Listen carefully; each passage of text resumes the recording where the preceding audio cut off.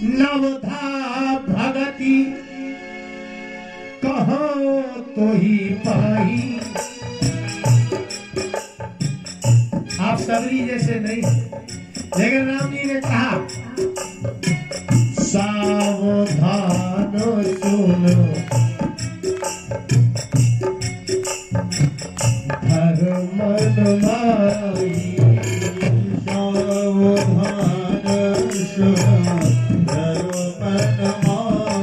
सबरी जैसा मन किसका,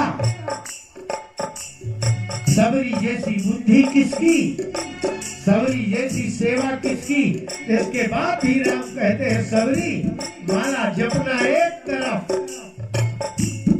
मेरी प्रतीक्षा करना एक तरफ और सुनना एक तरफ,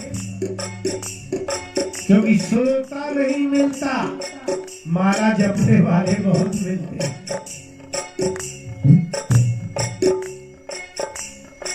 श्रोता नहीं मिलता। हमको पढ़ाते हो गए 35 साल,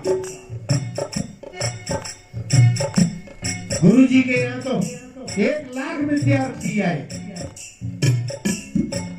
लेकिन ऐसा इतिहास है कि गुरु जी ने किसी को अपने घर नहीं रखा। मैं गांव से आया, महामूर्ख, गधा, अपवित्र बुद्धि, इसके बाद भी गुरु जी ने हमारे बड़े भाई साहब से कहा इसको मेरे घर छोड़ जाओ। मैं गुरु जी के घर रहा, मुझे रखा। क्यों? बोले कहते थे कि ये बहुत ध्यान से सुनता है, कुछ नहीं है इसमें, कोई गुण नहीं है, सब दुर्गुण है, लेकिन इसमें सबसे बड़ा गुण है कि ये मेरी बात ध्यान से सुनता है। बस वो आचार्य की किताब एमए की पढ़ाते थे, मैं एक की क्लास में था संस्कृत में, लेकिन एक दिन पता कैसे चला, वो आए आचार्य के विद्यार्थी, गुरुजी ने कहा बोलो भाई कहाँ से पढ़ना है, तो उन्होंने आगे से बोल दिया, तो मैंने कहा वहां से नहीं है यहाँ से है। गुरुजी बोले कितना ध्यान से सुनता है, इसकी तो क्लास की भी चीज नहीं। इसलिए कहा था नवोधा भगति कहो तो ही पाही। हे सबरी, मैं जिससे पैदा हुआ उस कौशल्या को भी मैंने नवधा भक्ति नहीं सुनाई। क्यों? क्योंकि उसने ममता के कारण मेरी बात ध्यान से नहीं सुनी।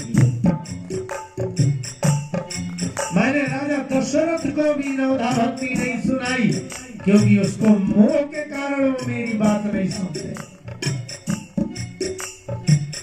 ऋषियों को भी मैंने नवधा भक्ति नहीं सुनाई। क्यों?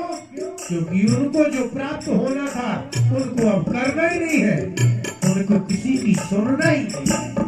बोले आप मिल गए, अब हम ऊपर जा रहे हैं, अब सुनने की क्या जरूरत है। इसलिए जिनको मैं मिला वो ऊपर चले गए, जिनने मुझे पैदा किया उनने मेरी सुनी नहीं। लेकिन सबरी, नवधा भक्ति की रक्षा सिर्फ तुम कर सकती हो, इसलिए ध्यान से सुनो। सावधान सुनो, सावधानी से सुनो। और क्या करें?